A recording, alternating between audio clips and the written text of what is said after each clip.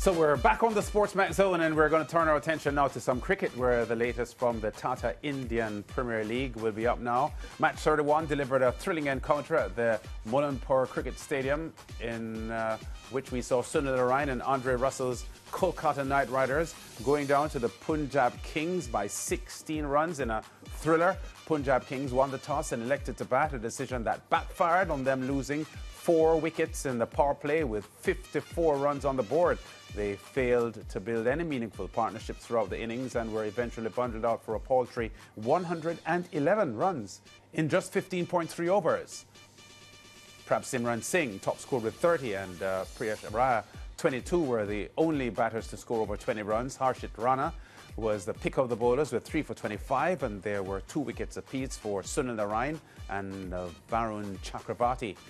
At the halfway mark, the Knight Riders were looking a sure bet to move to the top of the points table with a win on net run rate, but the Kings did the unthinkable and pulled off the lowest defense ever in IPL history. Here is how they did it.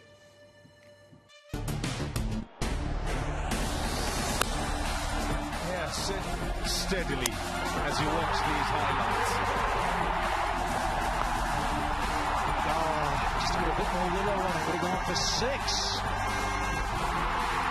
Instead, we will catch out deep. And some timing, some really good strokes around the clock here. I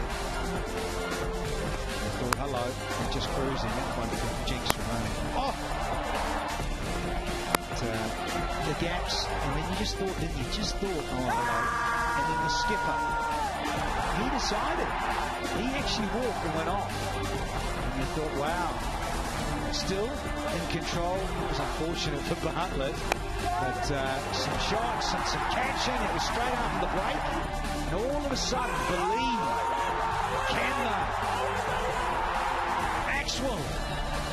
Yeah, and then Tahar to work. My goodness, he bowled well. Just the tricky ball that slowly asked them to come at him. They just couldn't live with him. Then Marco Janssen disturbing the stumps. Dre Russ came in and said, hold on, I'll sort this out for you. Whacked a few into the stand. And then a wicket for Arshdeep and the completion by Marco Janssen. And with that stunning win, the Kings climbed to 4th on the points table, while the Knight Riders slipped to 6th. Let's hear now from the captains first. The visibly disappointed Ajinkya Rahane, and then Punjab's Shreyas Iyer. Also, what happened there? Pretty disappointed with the effort. I'll take the blame. As a captain of the team, played the wrong shot, though, it was missing. But again, it started from there. So as a captain, I'll take the blame. I was just backing my instincts. I saw the ball was turning a bit. Asked Yuzi to control his breathing as much as possible, because the wickets were important and we needed to be attacking, and thankfully right players were there at the right place. And yeah, see, I'm not able to talk. It's tough to digest the victory, and such victories actually benefit you at the end. Yeah, what a match that was. And we have to feel as if the Kolkata Knight Riders were complacent, because chasing 112 is chump change. They were 72 for 3 in the 10th over, and cruising. And the next thing we knew, wickets started falling rapidly, and not even the Superman, Dre Russ, could help them. Yeah, I think a couple of things that have gone wrong with the Knight Riders this year. Last year they had this experiment where Narine opening the batting and he scored over 400 runs. This year that hasn't worked at all. He has 2 scores of 44. I think he's averaging about 21 now. But other than the 2 scores of 44, he has a 30. He had 7 today. He had a 5. He had a duck, I think it was. His bowling is still where it's supposed to. He has 8 wickets so far. This is not a bad return. And also, I don't think Andre Russell has brought anything so far as well this season. I don't think he scored 40 runs so far this season. Maybe he's batting too low down in the order, but I think that's necessary because they have big hitters coming in before him.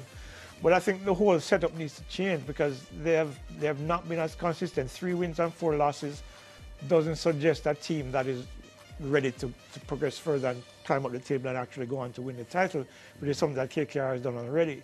So maybe they need to tweak a few things in terms of the lineup and in terms of how they structure their innings. And, maybe they'll find some results later on in the season. But right now, it's not clicking for them at all. Yeah, you know what? And when I listened to Ricky Ponting, head coach of the Punjab Kings, talk post-match, he did suggest that even the way the match turned out, even if they had lost, he would still have been proud of how much they fought to defend that low total. Because, to be honest, he pretty much said in his own words that after that, awful batting display, it pretty much felt as if the game was out of their hands. Yeah, but he was very, very respectful and appreciative of the bowling effort, because the other lowest run chase that we saw several years ago, CSK, I think, chased 115 or 116, or defended 115 or 116. So a 111 total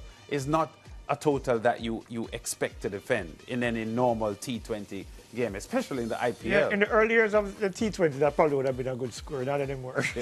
Well, I don't think there was ever a time when 111 would have been a good score. I should say, too, that the glorious uncertainties of cricket, I know it's cliche, but it came up again today. And Ricky Ponting spoke about it, because he said last week they were unable to defend 240 odd. 243, I think it was. And now they're defending 111. So a strong effort by the Punjab Kings. And Shabar was really impressive with the ball today, with his little looping spin bowling. Well, he took 4 wickets, right? Yeah, I think he took 4 wickets. wickets. And Santner took 3.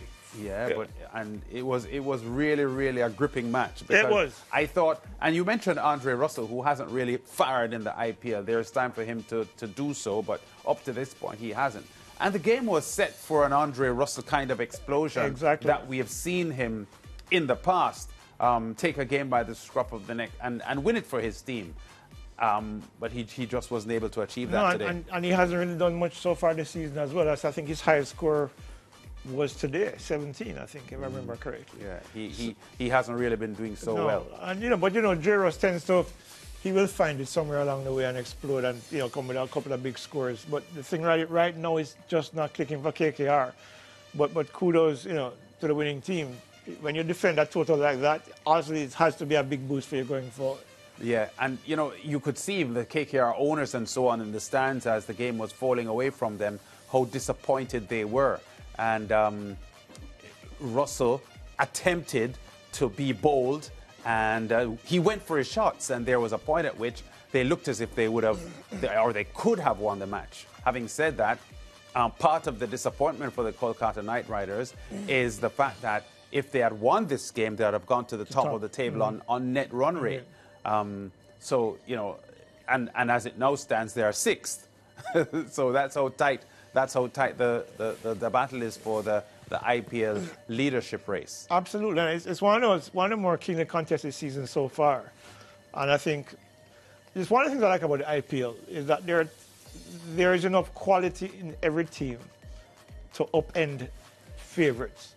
And I think I wouldn't say that KKR were favourites today, but certainly they had the talent, the quality in their lineup to win this match comfortably.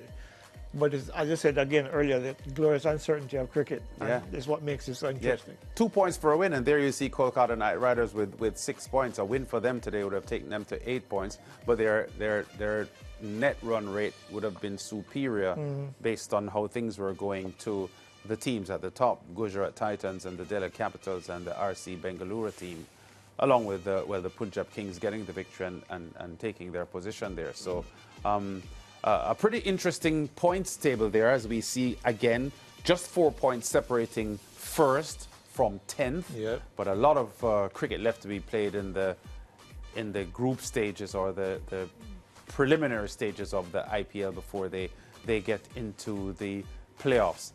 No one on the SportsMax Zone presenters team has yet picked a winner, Double L.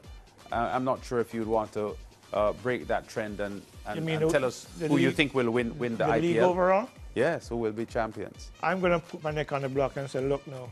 Lucknow. Okay, so you're the first presenter on the SportsMax Zone to actually pick a winner, because Ramrak shied away from it. I haven't picked a winner either, and I don't think Chambers did either. You want me to tell you why I picked Lucknow? Yes. For the sole reason of one man.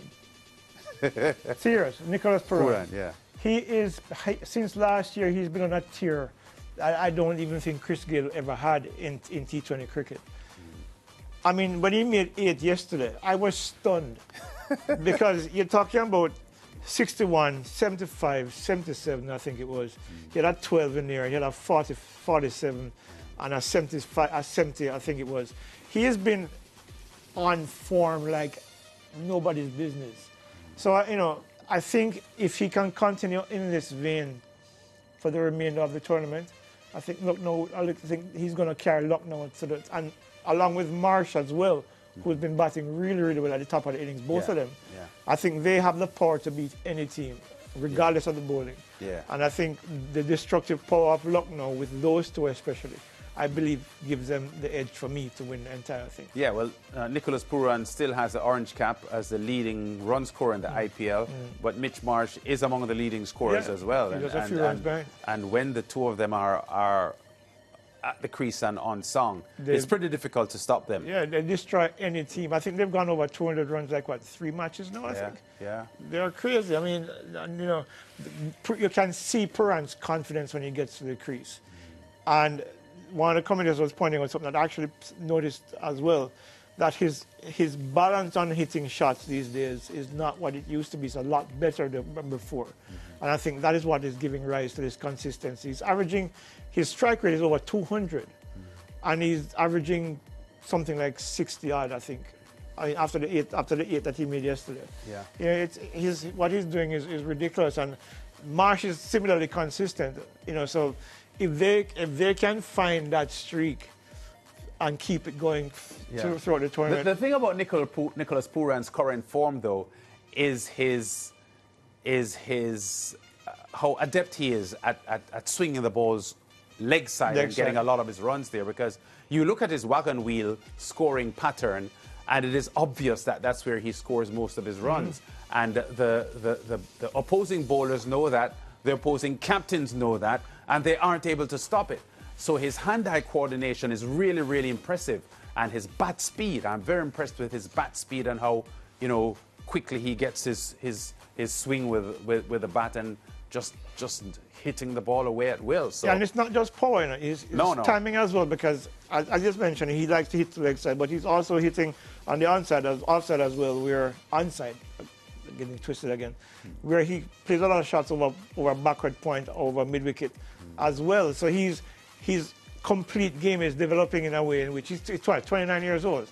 I think what we're seeing is his game getting better each season, and which is why I think they pay him as much money as they do, because I've been watching him closely for the last 3 years, and every single year he's gotten a little bit better. His shot selection is better, his shot placements are better, and his shot selection as well, where there's a time when he used to try to hit everything. Now he's more selective about the balls that he hits and where he hits them. And I think that what makes him more dangerous than ever before. Yeah, Nicholas Pooran with the Lucknow Super Giants, one of the top teams in the IPL at the moment. Of course, the IPL is on SportsMax, and it continues Wednesday with second-place Delhi Capitals taking on Shimron Hetmar's Rajasthan Royals. So you'll see that Wednesday morning. We go to break. A lot more still to come on the SportsMax Zone, including action from Europe and the UEFA Champions League. Back in a moment.